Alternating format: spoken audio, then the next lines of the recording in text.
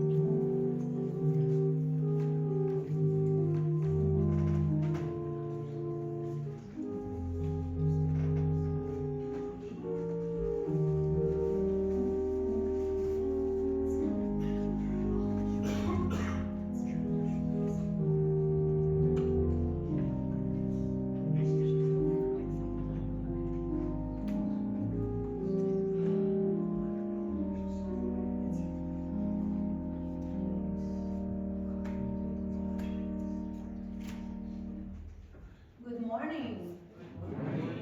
Welcome Welcome to the first Sunday of the month of March. And this Sunday is the second Sunday of Lent. Would you please say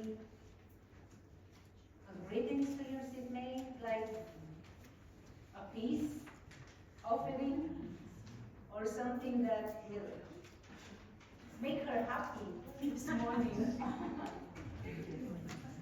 Come on, tell to your seatmate.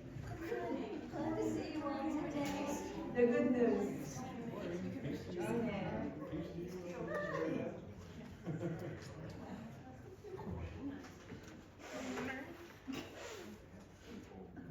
I am so happy to see your faces this morning, and I'm happy to see the beautiful sunshine in our window. So, are you ready to worship the Lord? Amen. So we will now come to the spirit of worship. I lift up my eyes to the hills. From where will my help come? My help comes from the Lord, who made heaven and earth. Let us all pray. Gracious God, as we wander through the wilderness this summer, we are aware of our need for your presence, your love, your guidance on life's journey. Forgive us for turning away from you.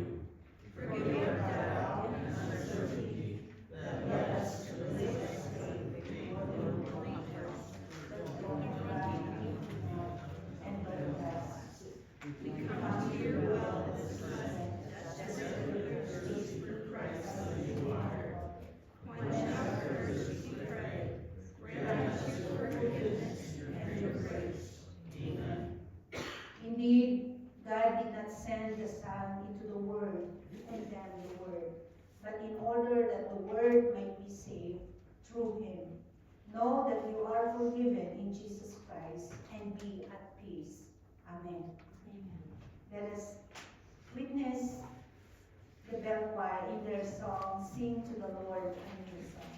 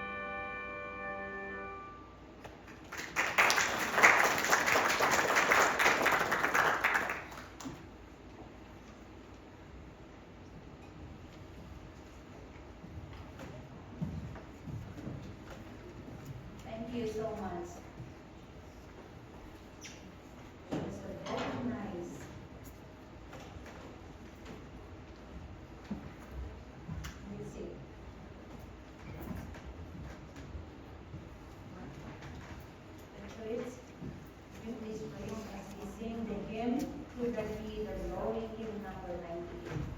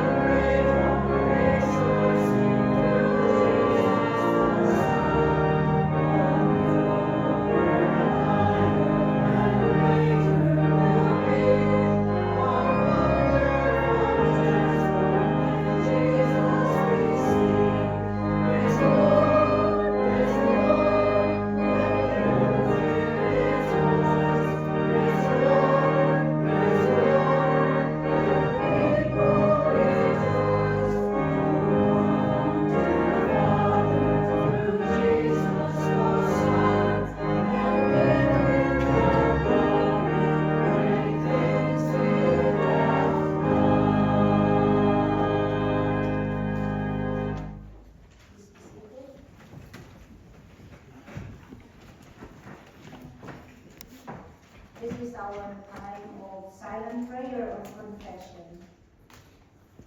Let us take a few moments to pray with the Lord. And if you have prayer requests or praises that you want to share with us this morning, please write your prayer requests or praises and share it to us so we could pray together with our prayer, pastoral prayer.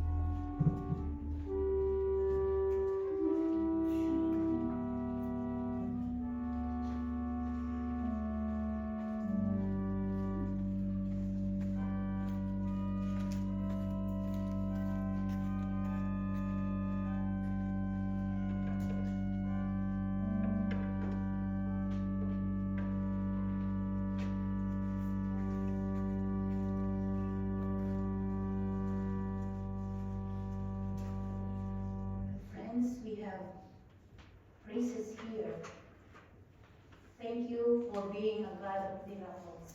Amen. And this came from Neil and Carly.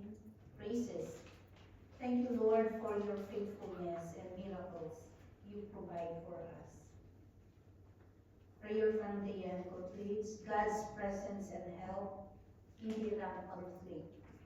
And Kelly have oral surgery this Wednesday. Need prayer. Let us all pray. Gracious and loving God, we thank you for the gift of this new day and the opportunity to gather in your presence as a community of faith. We pray for you to right what is wrong, banish evil, and restore order amid chaos. Lord, turn our word towards peace. Hear our silent prayers to know the ways you are at work in our world. God of hope, with tears for healing and harmony, for an end to violence and living in fear. I know you are with us, Lord, especially those people who are living in the Middle East. Be with them, comfort them, give them your peace, Lord. And then amid this chaos, I know that you're in control. Bless our leaders, Lord, speak to them, lead their thoughts, and may your peace, Lord, surround our world. Let this chaos be an end. We just pray, Lord, that please help us into your love, into your care, especially our family. We are so grateful, and we know that you are our faithful God, always, 24/7 a day. You are our miraculous God. Thank you for that, Lord. Thank you for reminding us from Neil and Arlene and those who have their praises to you. Perhaps their prayers, Lord, were answered and they received your love and your miracle. We are rejoicing with them, Lord. Thank you for all the things, the good things that you have done to them. Lord, we pray that you passion our nation and our communities into places that reflect your peaceable kingdom. You promised us, Lord, that we live according to your order, that you came for us to live in abundance. And we do claim that every day. We live from the love, from the peaceful and abundant blessings that you provide each day. We pray, Lord, in your mercy, hear the prayers of your people. Walk with us through this Lenten season. Hold us close as we learn, grow, and return to you. Shape our steps to follow the path of our Savior, who teaches us to pray. Our Father, who art in heaven, hallowed be thy name. Thy kingdom come, thy will be done, on earth as it is in heaven. Give us this day our daily bread, and forgive us our trespasses, as we forgive those who trespass against us. And lead us not into temptation, but deliver us from evil. For thine is the kingdom, the power, and the glory forever. Amen. And forgive us, Lord, as I forgot to pray for Kelly. Continue, Lord, to lay your hands upon him as he undergo his oral surgery on Wednesday. Be with him, be with the doctor, and give him, Lord, your peace and your comfort. In Jesus' name we pray. Amen.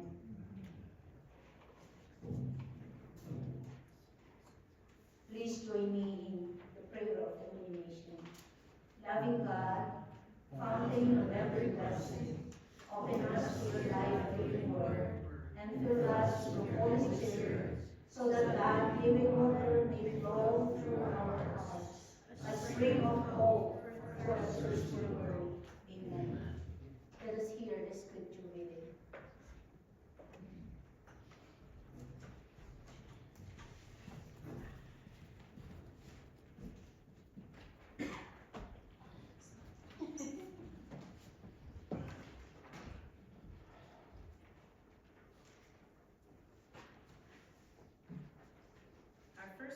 Our first reading this morning is from Genesis 12, the call of Abram.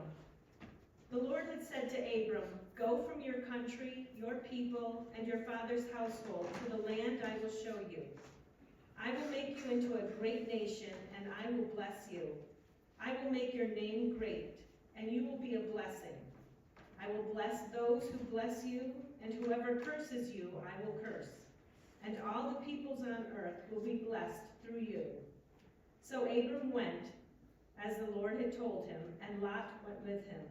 Abram was 75 years old when he set out from Haran. Our second reading is from John 3, 1 through 17. Jesus teaches Nicodemus.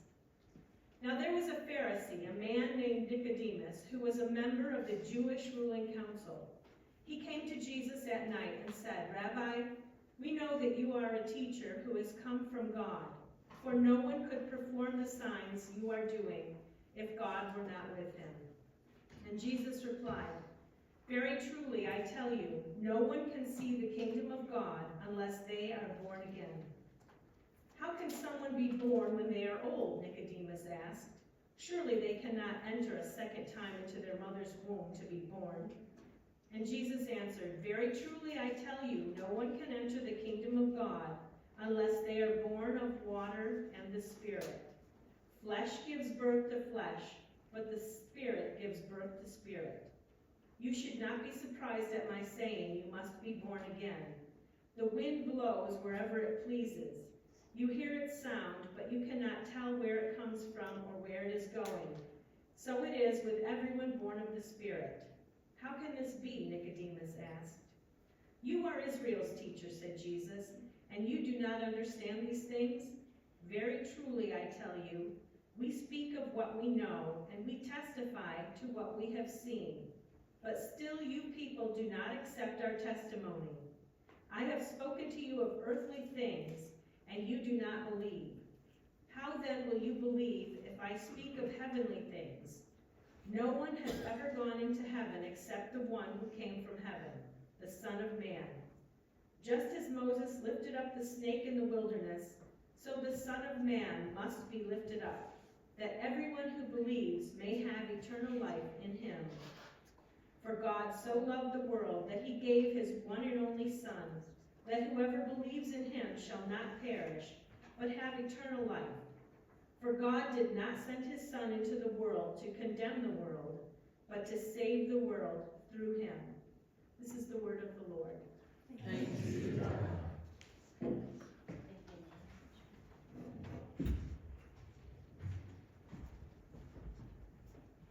Well, good morning again, my dear friends. I put the beautiful picture there between Jesus and Nicodemus, and perhaps you could give a good title from my sermon after you deliberately listen to what I am sharing to all of you. We have just started our Lenten season, or Lenten Bible study in Westfield last Wednesday.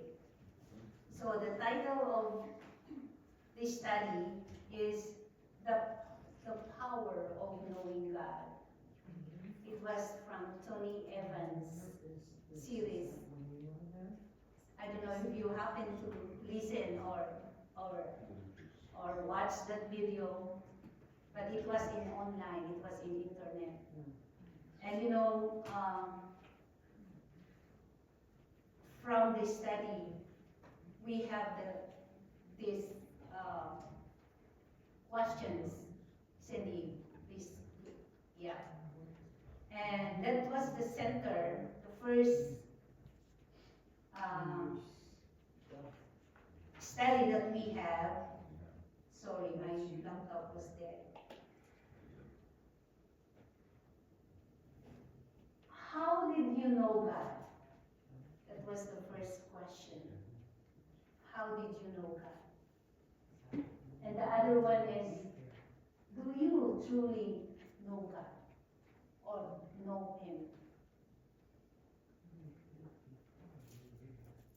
And I want you to ask personally, how did you come to know God? How?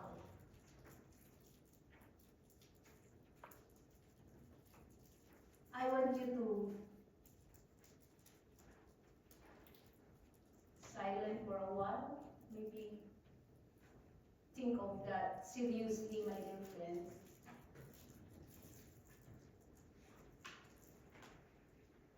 I was brought in the church when I was a little with my grandma. She always bring me every Sunday in the Catholic church. So I did happen to know that there is God, but I don't know fully. I don't fully understand behind that the description about God. So when I did study the pre-theological class, when I decided to be a pastor, it was there that I have the privilege to know God more.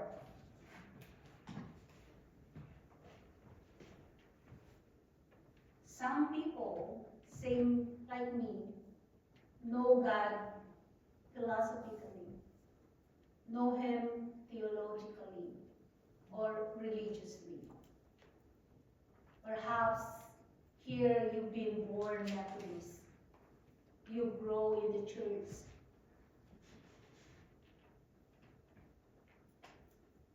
And I like the illustration of Tony Evans in our study about the story of the couple.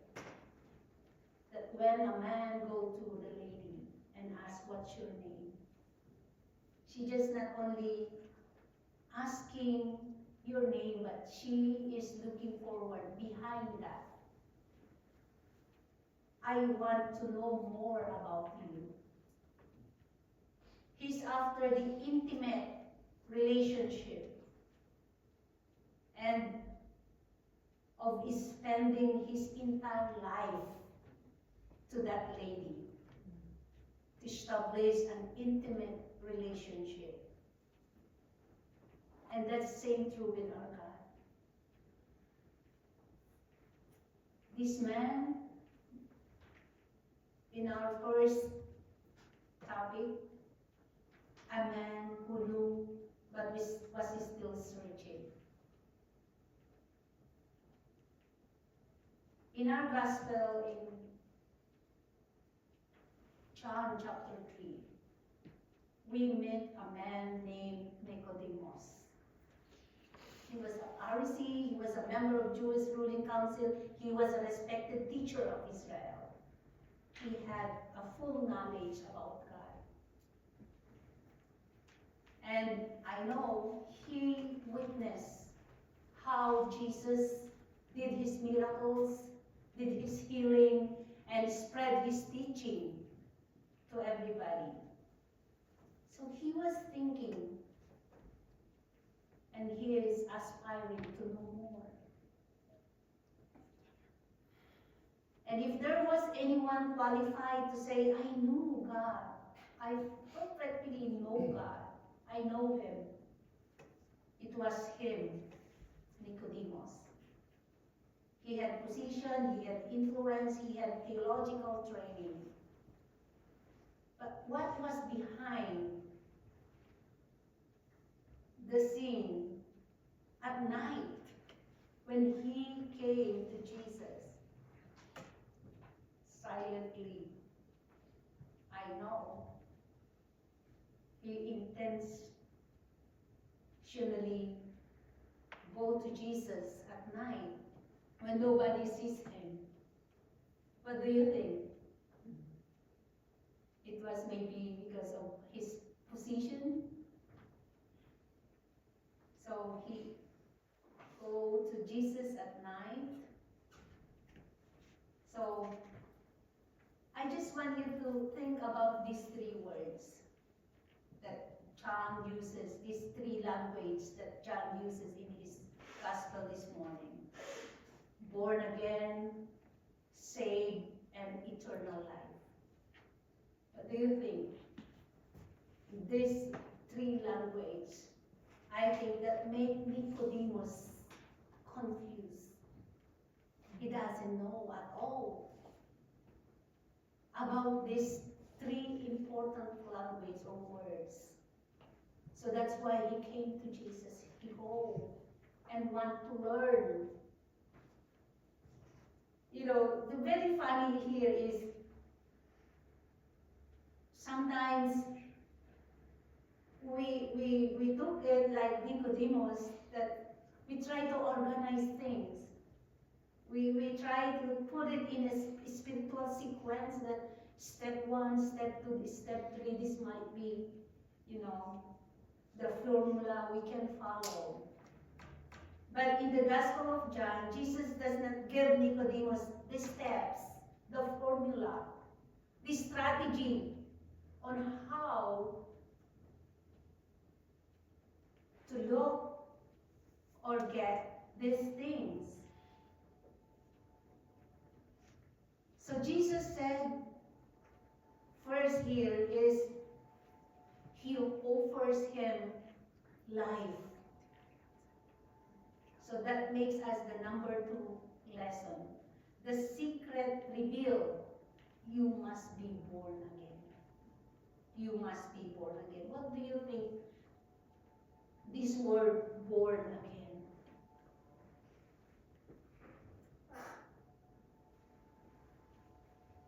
It's something like it's within. The transformation within. The reconstruction of our hearts, of our thoughts, of our minds, and of our soul. And Nicodemus is trying to understand that he cannot. He said, how can I come again into my mother's womb? I'm old already. So he's thinking to be born again physically. But Jesus is trying to say that it's not, you know, a physical or like we are be born again with our mom. The Methodist doctrine from the Articles of Religion in Article 17 of baptism, we believe that God uses water and His Word to do something deep inside us. He put our old sinful self to death and bring a new person to life. And that is new birth. So we remember always our baptism. And it connects with the born again experience that Jesus is talking on us this morning. The born again is happened when we accepted Jesus Christ, our Lord, as our Savior. And we believe in Him, that in Him is just the only way that we will enter His kingdom, His heavenly kingdom. And that's what Jesus says. I am the way, the truth, and the life. No one comes to the Father except by me. So that is what is telling us about being born again. We were transformed, remodeled, reconstructed from our old self. One time, Jim showed me their old house, their old family house. And now they remodeled it and became more beautiful and attractive. So it looks like this is us. If God is remodeled us from our old self, we will come into a new self, more beautiful, more delightful, more attractive than we are before. Amen? Do you believe that? That is only through the work of our Lord, our God, and the Holy Spirit. Amen? And the one that I appreciate with Nicodemus here is he was not only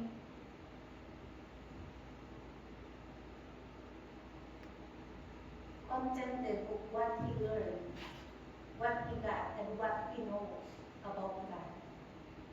He wanted more. Perhaps he was, in the moment that he really need God to complete him. Perhaps there's a time that he felt there's a lack or lacking in his life, in his spiritual life. So that's why when he happens to be one of those events by Jesus, so he got this very chance to come and have a talk with God, with Jesus. And I think his intention is he really wants the deeper meaning of what God and who God is.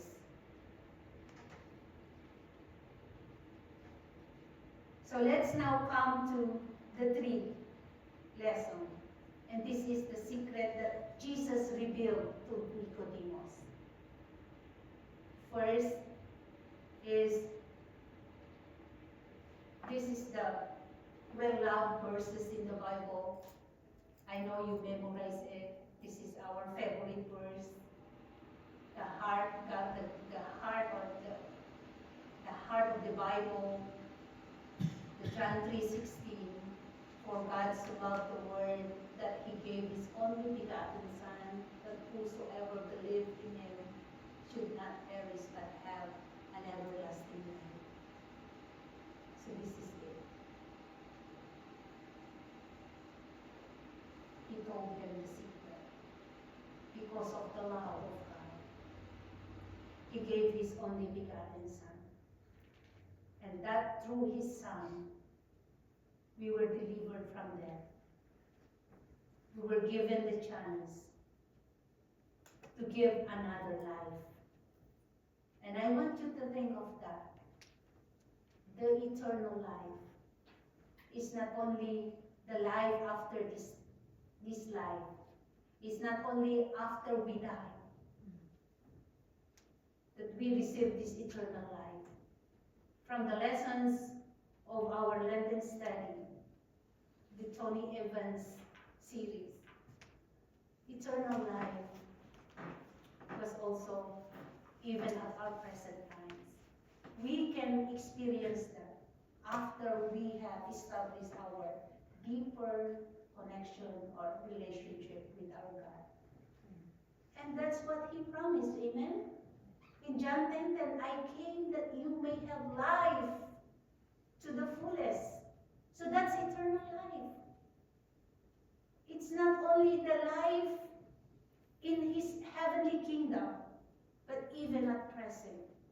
So these are all the privileges, these are all the benefits of being a Christian. And he is telling this to Nicodemus. First, you need to accept Jesus Christ. You need to believe him. So you could receive this gift, the everlasting life, the eternal life. And one more that I was really so passionate here is the last verse. I came not to judge. Amen? But to save. He came to give the bridge, to give the solution of the gap between us and God. So he came to give us the forgiveness of our sin and the eternal life. Thanks be to God. Amen. For our hymn of response, let us all stand if you are able. Let us sing the My Faith Looks Up to Thee, hymn number 415.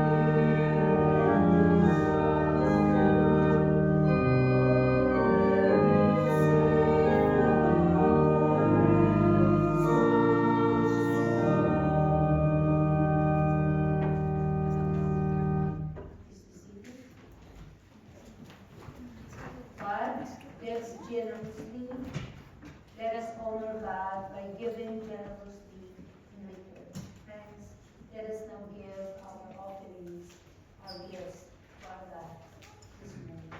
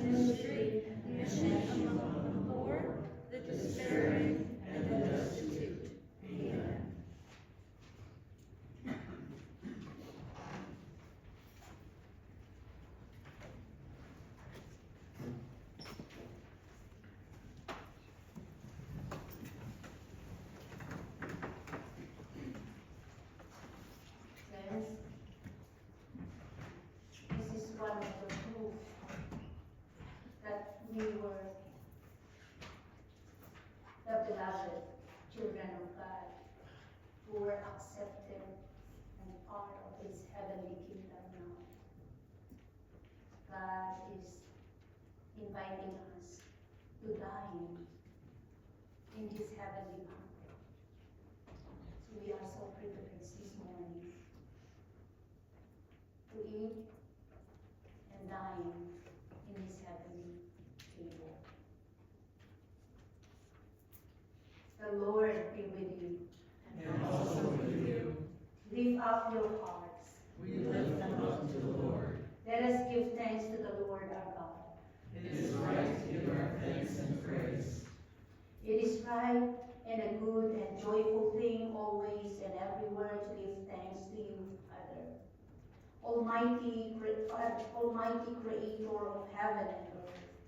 And so with your people on earth and all the company of heaven, we praise your name and join their unending hymn. Holy, holy, holy Lord, God of power and might, heaven and earth are full of your glory. Hosanna in the highest. Blessed is he who comes in the name of the Lord. Hosanna in the highest. Holy are you and blessed is your Son, Jesus Christ. By the baptism of his suffering, death, and resurrection, you gave birth to your church, delivered us from slavery to sin and death, and made with us a new covenant by water and the Spirit. On the night in which he gave himself up for us, he took bread, gave thanks to you, broke the bread, gave it to his disciples, and said, "Take, eat, this is my body, which is given for you. Do this in remembrance of me." When the supper was over, he took the cup, gave thanks to you, gave it to his disciples, and said, "Drink from this, all of you. This is my blood of the new covenant, poured out for you and for many, for the forgiveness of sin. Do this as often as you drink it in remembrance of me." And so, in remembrance of these your mighty acts in Jesus Christ, we offer ourselves in praise and thanksgiving as a holy and living sacrifice, in union with Christ's offering for us, as we proclaim the mystery of faith. Christ is died. Christ is risen. Christ will come again. Pour out your Holy Spirit on us gathered here, and on these gifts of bread and wine. Make them be for us the body and blood of Christ, that we may be for the world his body of Christ, redeemed by his blood. By your Spirit, make us one with Christ, one with each other, and one in ministry to all the world, until Christ has come in final victory, and we feast at his heavenly banquet, through your Son, Jesus Christ, with your Holy Spirit in your holy church. All honor and glory is yours, Almighty Father, now and forever. Amen.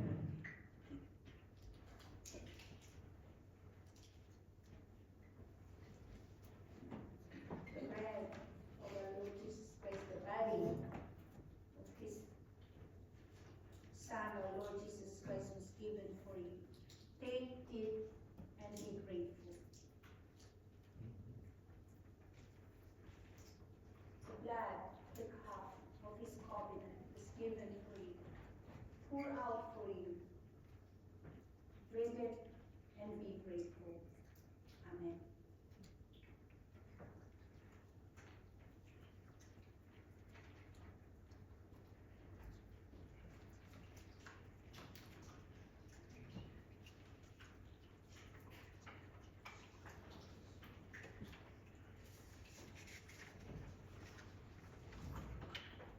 Let us pray. Eternal God, we give you thanks for this holy mystery in which you have given yourself to us.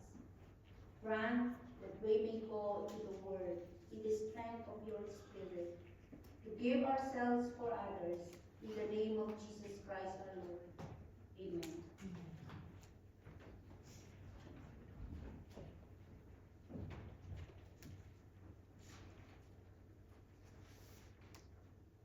Let us sing sing our closing hymn.